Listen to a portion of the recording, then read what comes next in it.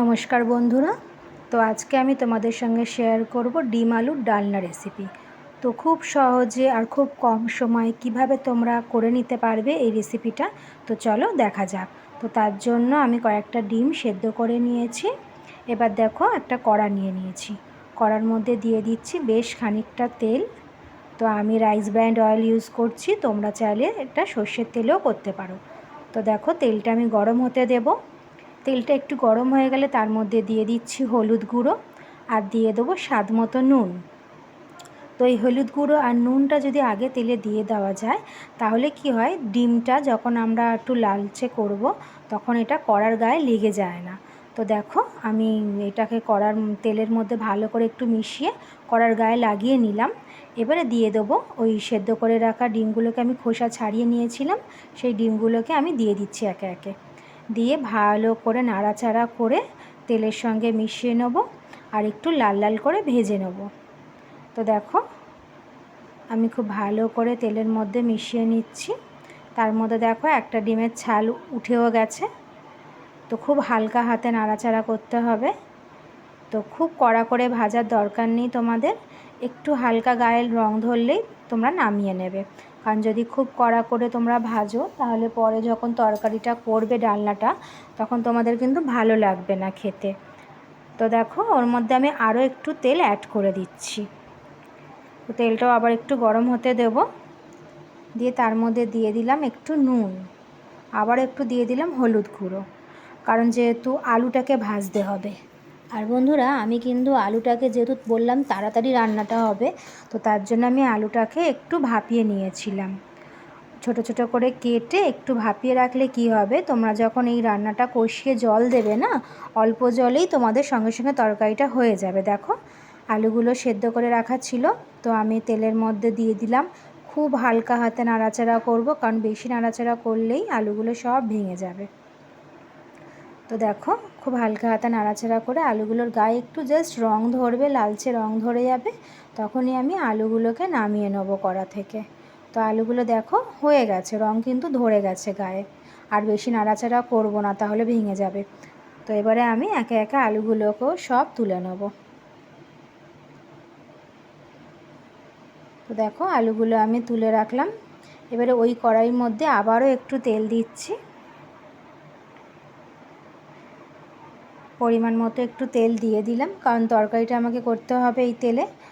তো পরিমাণ মতো তেল দিয়ে তেলটাকে একটু গরম হতে দিচ্ছি।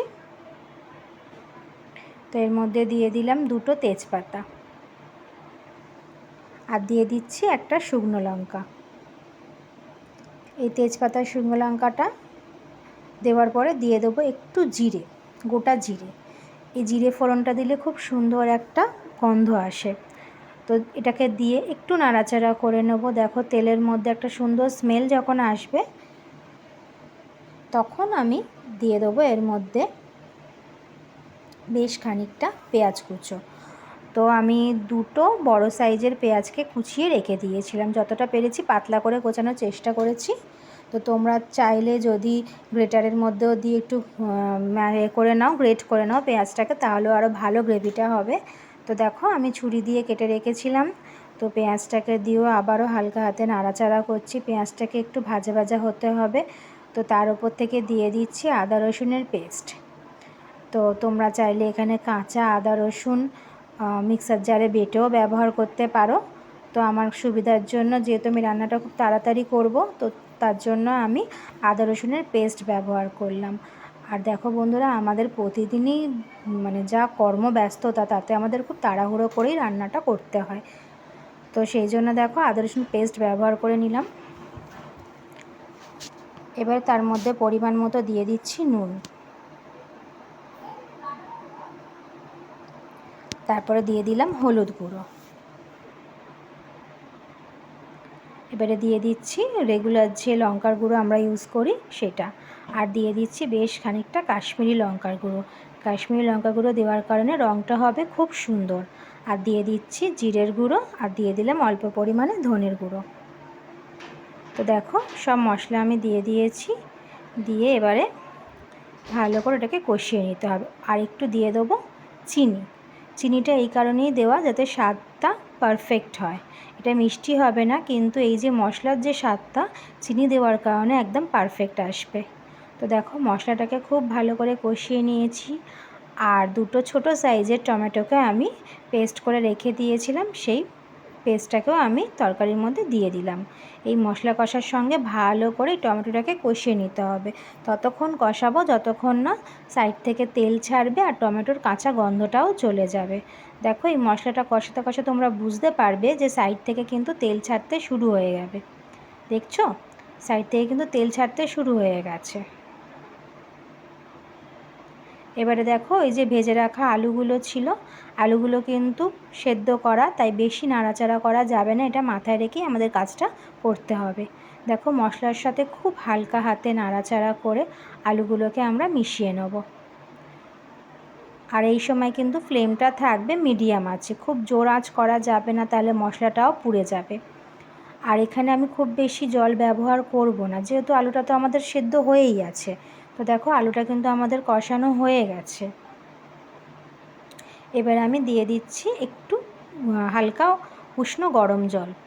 তো আমি সাইডের আঁচেতে একটু জল বসিয়ে রেখেছিলাম, সেই জলটাই দিয়ে দিলাম। ঠান্ডা জল দিলে বন্ধুরা তরকারির টেস্ট কিন্তু ভালো হয় না। তোমরা এই একটু গরম জল দিয়ে তরকারি করে দেখো, টেস্টটা কিন্তু খুব সুন্দর আসে তরকারির। তো দেখো আমি পরিমাণ মতো জল দিয়ে দিয়েছি, দিয়ে এবার চাপা দিয়ে এটাকে ফুটতে দেব।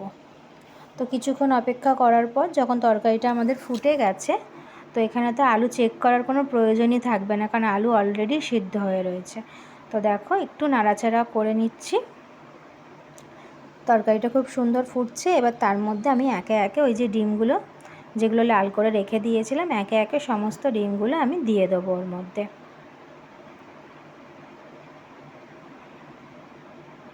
তো দেখো ডিমগুলো তো দিয়ে দিয়েছি, দিয়ে আবারও একটু আলু আর ঝোলের সঙ্গে মিশিয়ে নিচ্ছি, যাতে ডিমের মধ্যে ওই মশলার ফ্লেভারগুলো খুব ভালো মতো এসে যায়। এবারে আবারও একটু চাপা দেবো। আর এই সময় কিন্তু বারবার বলছি আঁচটা তোমরা ধিমে আঁচে রেখো। যখন জলটা দেওয়ার পর ফুটতে দেবে তখন জোর আঁচ করে দিও, আবার তারপর তোমরা ধিমে আঁচ করে দেবে। দেখো তরকারিটা কত সুন্দরভাবে ফুটছে। এবার ওপর থেকে দিয়ে দিচ্ছি একটু গরম মশলা গুঁড়ো।